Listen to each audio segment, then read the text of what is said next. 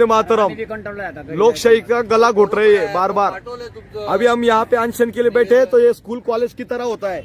जैसे यहाँ पे आइए, फिर 10 बजे यहाँ आइए, फिर 5 बजे आपकी शाला स्कूल कॉलेज खत्म हो जाती है। ये लोकतंत्र है हमारे देश में। हमारे रक्षा मंत्री महोदय, प्रधानमंत्री महोदय को जब पूछने जाता हूँ तो ये महाराज बोलते हैं कि बोला आपको इनको डिटेन करो, अटैक। फिर पुलिस आती है, हमारी प्रशासन मजबूर होके बेचारी हमें डिटेन करती है। हम न्याय मांग रहे हैं यार लोकतंत्र में। लोकतंत्र बचा ही नहीं। हम मुंबई दिल्ली में भी गए थे, वो उधर जंतर मंतर के, उन्होंने बोला 2 सेक्शन में होगा, 10 बजे से लेकर 1 बजे तक, 2 बजे से लेकर 5 बजे तक। क्यों कर रहे हो? बंद कर दो, अनशन भी बंद कर दो, उसको भी गुलाम कर दो।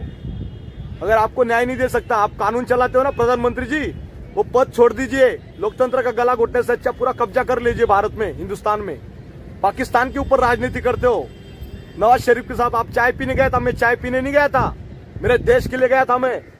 और यही देश की बचाने की लड़ाई लड़ रहा हूं अभी भी। हमारे देश में कितने जवानों को पेट पे लात मारी, और सरकार वो नौकरी क्यों नहीं कर सकता देश में? रिटायर होने के बाद वो जवान नौकरी कर सकता है, पर जिसको अधिकारियों द्वारा शोषण किया होता है, उसको घर भेजा होता है, वो देश में नौकरी क्यों नहीं कर सकता? वो कंपनी भी नहीं कर सकता, जॉब भी नहीं कर सकता। क्यों भाई? हम आतंकवादी क्या? जितने भी पीड़ित जवान है वो सब आतंकवादी है क्या देश में? पाकिस्तान से आने वाली सीमाएदार को आप टिकट देते हो, उसको नौकरी मिल सकती है, ऑफर मिल सकती है। हमारे जवानों को आतंकवादी बना दिया आपने। इसलिए न्याय की भीख मांग रहा हूं लगातार।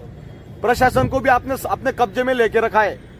एसपी, कलेक्टर, डीसी, डूसी सब आपकी पावर का मिसयूज करते। कहाँ गई आईबी विभाग, इंटेलिजेंस ब्यूरो कहाँ गई जो जांच करते? जयशंकर जी विदेश मंत्री कहाँ है?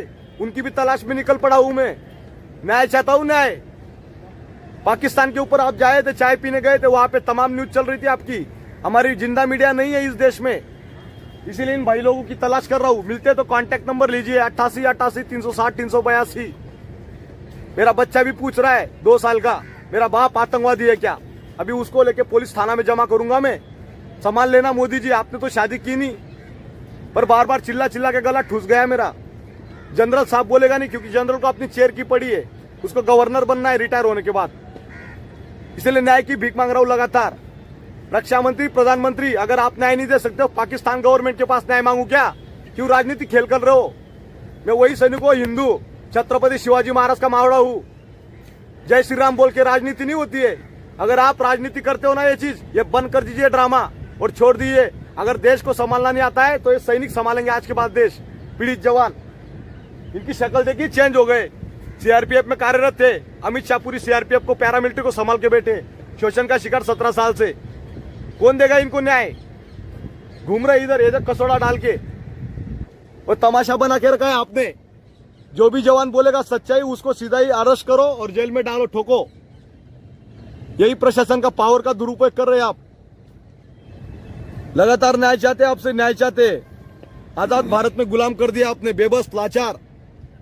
डोनाल्ड ट्रंप के पास जा रहे हैं आप ऊपर से, उसको गले में मिलने के लिए। अरे हमें मिलिए पहले, जवानों को।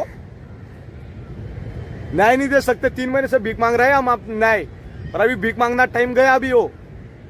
और कोई बोलेगा ना मी ये एफटी कोर्ट, हमारे यहाँ सातारा में एक जज साहब था, उन्होंने 5 लाख रुपए ले घूसखोरी की, भाग गया हो। जज साहब जो चीफ जस्टिस था, उसी ने 5 लाख ले लिया। आप सोच लो कहा गया लोकतंत्र। उसको तो सरेआम लगा उधर। न्याय की भीख मांग रहे हैं हम। हमारे देश में न्याय नहीं मिलता है। इस वीडियो को भी शेयर करना, वहां तक पहुंचाओ तमाम लोगों के सामने। कोर्ट कचहरी में जाने दो भला, इधर कोर्ट कचहरी स्कूल कॉलेज की तरह हो गया ये पूरा सारा चीज।